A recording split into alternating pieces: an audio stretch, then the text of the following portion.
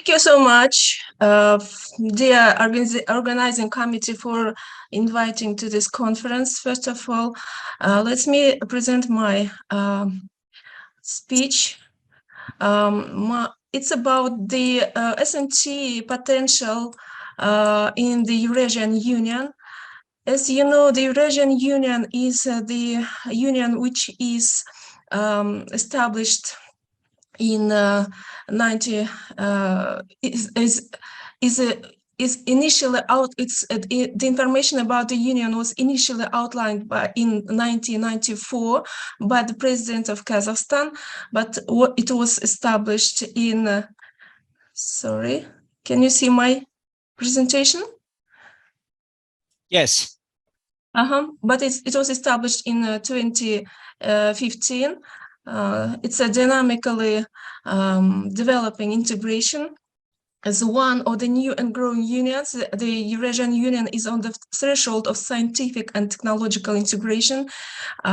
It's obvious that a powerful backlog in this direction has been left since the Soviet period, and the accumulated joint intellectual capital is still expressed in the form of joint publications and patents. High quality of science and education, qualified human capital, and high patent activity in all those post-Soviet countries are the foundations for the practical science and technology integration of the Eurasian Union. Since the establishment of the Union in 2015, its bodies have been constantly adopting documents aimed at developing this cooperation in the field of trade, industrial and agricultural policy, and infrastructure.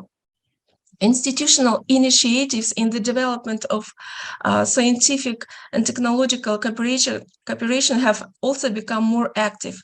In 2017, the Eurasian Union member states agreed on the development and creation of the Eurasian Technology Transfer Network, the Eurasian Network of Industrial Cooperation and Subcontracting, the Eurasian Innovative Industrial Clusters, interstate programs and projects, business innovation infrastructure.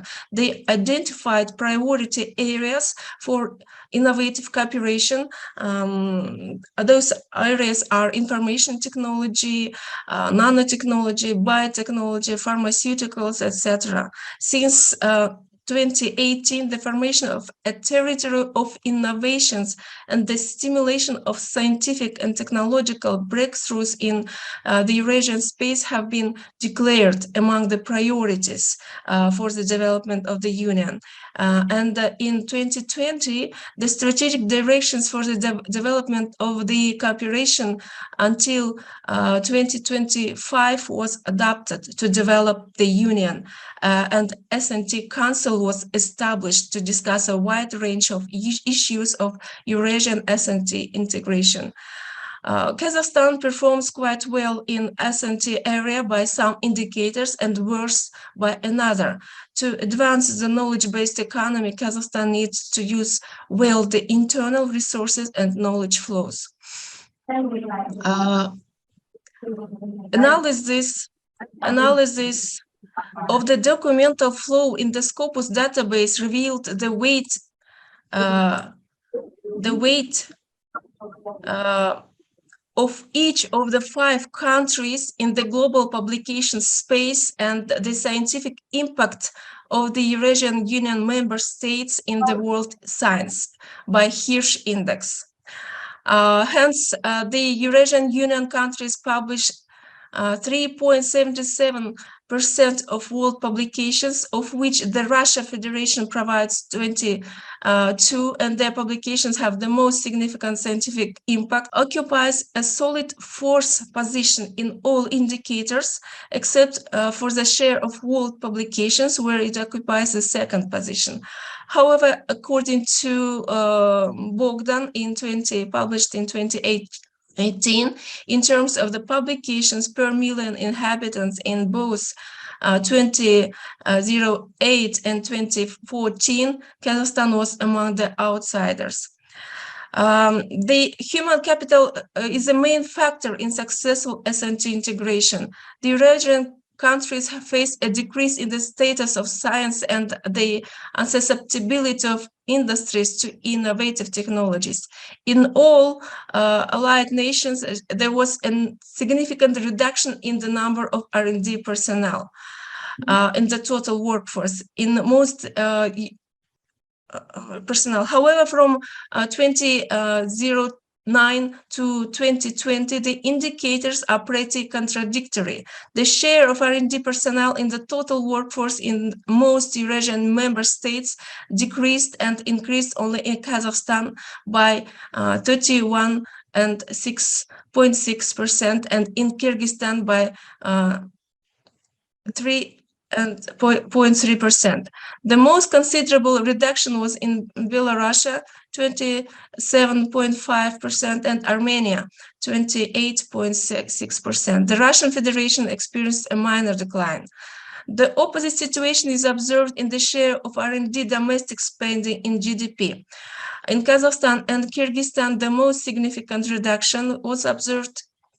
The only member state of the Eurasian Union which with a positive trend in the domestic expenditures in GDP was the Russian Federation, which also slightly increased the importance of spending on R&D compared to other subjects of the Eurasian Union. The most developed scientific areas for all Eurasian countries are physics, astronomy, and engineering. Let me show the next slide. The most developed scientific areas for all Eurasian countries are physics, astronomy, and engineering, where the share of publication is 10% and more. Also 10% and more of the total volume of publication falls on material science and chemistry in Belarus and Russia, and 11.1% of publications in Russia are on medicine. Other areas occupy a low share of the total volume of publications. Among them are computer science, biotechnology, chemical engineering, and ecology, which form the core of the world economy's modern technical and economic paradigm. Kazakhstan is rather strong in physics and astronomy and engineering in comparison to other fields within the country. However, in comparison to other member countries, the position is weaker.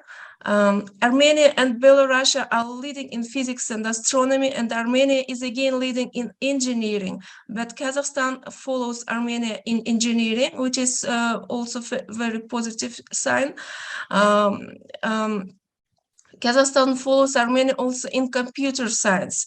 In earth science, agriculture, environmental, and social sciences, Kazakhstan follows Kyrgyzstan, which is leading by the number of publications. And finally, Kazakhstan is first in chemical engineering, which can be explained by the developed mining industry in the country. Data on joint publications by fields of science confirms that physics and astronomy, engineering, materials science, and chemistry are among the most developed areas of science in terms of joint publications between the Eurasian countries. It should be noted that the priority of S&T areas, let me show the next presentation slide. That should be noted that the priority of S&T areas in the Eurasian Union are state-of-the-art information technologies, biotechnologies, nanotechnologies, digital and laser technologies, rocket and space industry, satellite and fiber optic communication systems, advanced and environmental technologies. There is a trend of the steady growth of joint publications in the Eurasian countries, union countries. The slide shows this situation. All the Eurasian countries have a lot of joint publications with Russian authors, while this type of interaction between the Eurasian countries is significantly weaker. Let's consider joint publication within the Eurasian countries. This is the next slide. The closest ties of Kazakhstan in the fields of publications are with Russia and Belarus. Russia has close research links with Belarus as well. Outside the Union, the most significant research partners of Kazakhstan are the USA, Great Britain, Poland, Ukraine, Germany, China, Italy, Japan, and Turkey, apart from the Russian Federation. So let me summarize my presentation. The level of economic growth, global competitiveness, financial system, quality of life, infrastructure, and employment and trade openness are influenced by S&T progress and technological innovations. The accelerated growth of Kazakhstan economy can be ensured by building up human potential, stimulating R&D investment, etc. To maintain the growth of national economies in terms of the current geopolitical situation, Kazakhstan should be firmly integrated in the regional science and technology policy and leading research fields which have powerful scientific potential.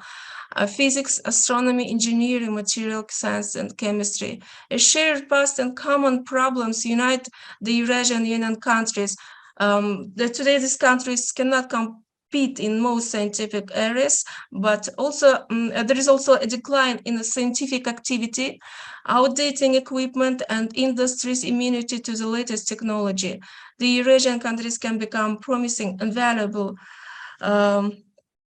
partners by implementing a coordinated long-term S&T policy that will allow them to participate in multilateral forms of scientific technical cooperation, leverage national economies, improve the technological base, and successfully enter the world markets.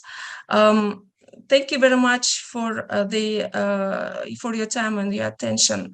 The presentation is over. Thank you so much.